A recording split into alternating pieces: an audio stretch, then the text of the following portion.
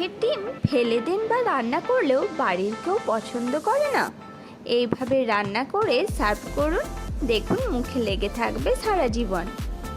বারবার আপনাকে এই রেসিপিটাই করতে বলবে। প্রথমে নিয়েছিলাম 250 গ্রাম মতো মাছের ডিম, তাতে দিয়ে নিয়েছি চপড করে রাখা রসুন, পেঁয়াজ, কাঁচা লঙ্কা। তারপর সেটাকে ভালোভাবে মাখিয়ে নিয়েছিলাম।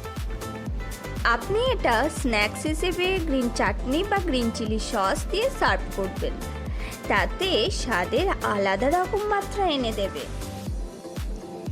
এরপর এই মাছের ডিমে দিয়ে নিয়েছিলাম 2 টেবিল চামচ কর্নফ্লাওয়ার ও 2 টেবিল চামচ চিড়ে, আর দিয়ে দিয়েছিলাম একটা ডিম, আর স্বাদ মতো লবণ, হাফ টিস্পুন হলুদ অ্যাড করে ভালোভাবে মাখিয়ে নিলে ব্যাটার রেডি।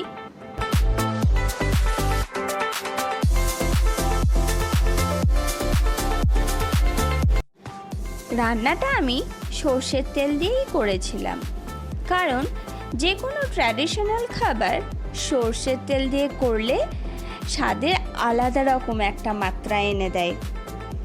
তাই প্যানে সর্ষের তেল দিয়ে একটা একটা করে ভেজে নিয়ে তৈরি হয়ে গেছিল দারুণ স্বাদের মাছের ডিমের বড়া।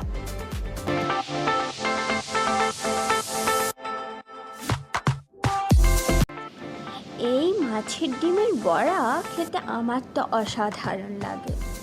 কার কার এই মাছের ডিমের বড়া খেতে ভালো লাগে কমেন্ট বক্সে কমেন্ট করে জানিও কেমন। তাহলে ভিডিওটা আজকে এখানেই শেষ করি। দেখা হচ্ছে নতুন আবার কোনো একটা ভিডিওতে। টাটা।